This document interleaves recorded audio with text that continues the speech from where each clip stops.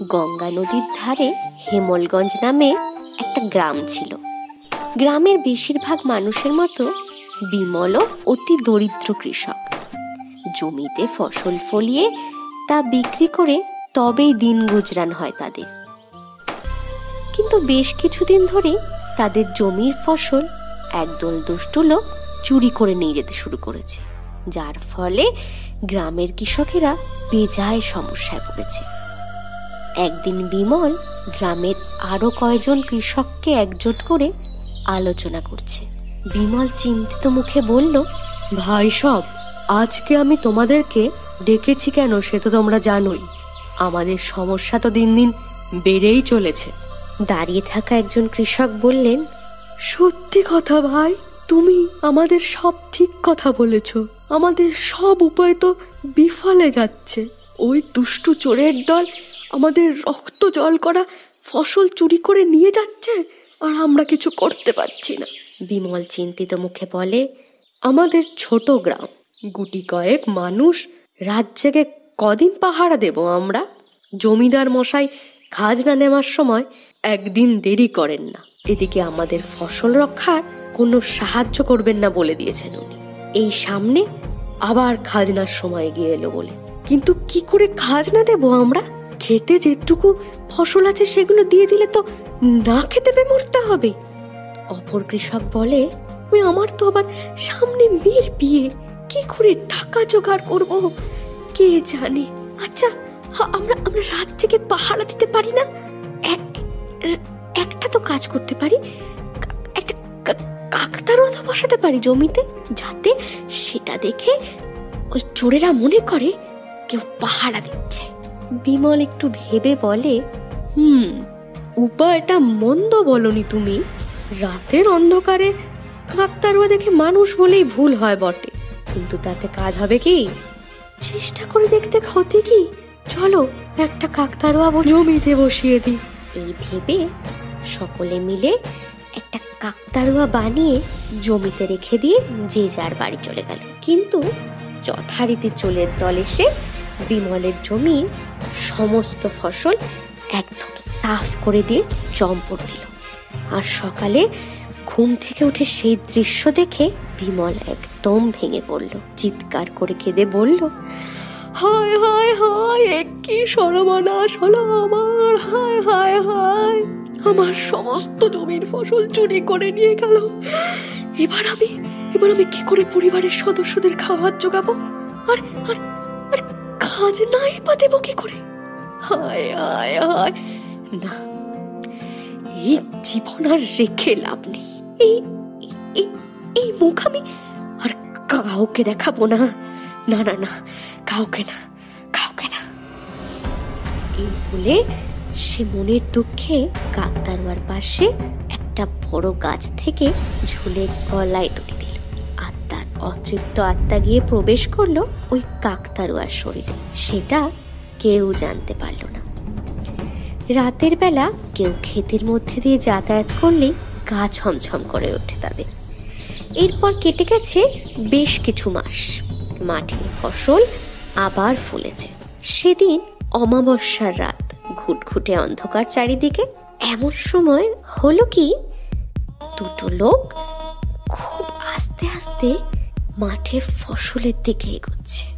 চারিদিকে অন্ধকার, মাঝে বিদ্যুতের ঝলক আকাশের মাঝে দেখা যাচ্ছে।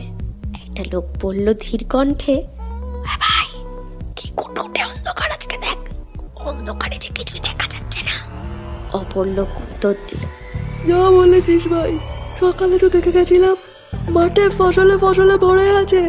এইসব ফসল কেটে বিক্রি করলে আবার টাকায় আমাদের পকেট ভরে উঠাবে, আগেরবার যেমন হয়েছিল।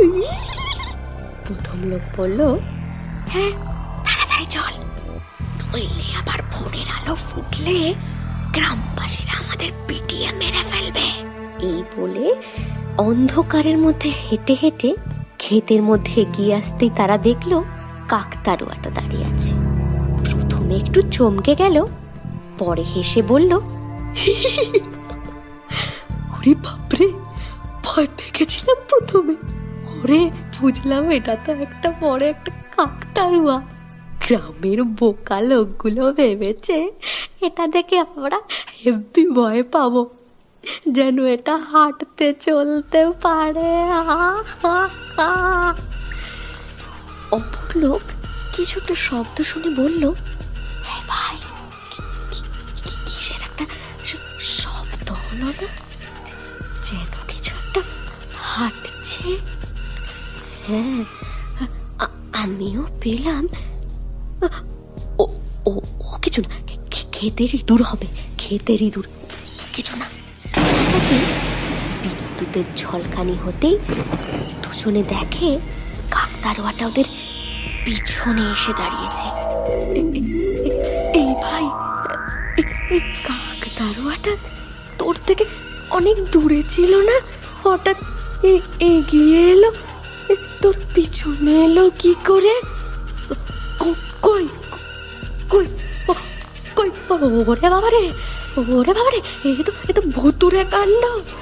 এত এগিয়ে এলো কি করে কাকতাড়ুয়াটা? ভাই ভাই, আমার আমার আমার গতি ঠিক লাগছে না, কেমন একটা লাগছে, চল কেটে পড়ি। হঠাৎই কাকতাড়ুয়ার ভেতর থেকে ফ্যাস ফ্যাসে গলায় কথা বেরিয়ে আসে, পালাবে কেন? ক্ষেতের ফসল না নিয়ে পালাবি? ফসলগুলো কেটে নে। ওরে বাবারে, ওরে বাবারে, কাকতাড়ুয়া কি করে কথা বলছে? না না না না না, ফসল নেব না, আমরা আমরা আমরা চাই না ফসল, ছেড়ে দাও আমাদের, ছেড়ে দাও, ছেড়ে দাও গো। কাকতাড়ুয়া ততক্ষণে প্রথম লোকটাকে নিজের লম্বা হাত দিয়ে ধরে ফেলেছে আর বিভৎস গলায় বলছে, কেন রে এত ভয় কেন এখন?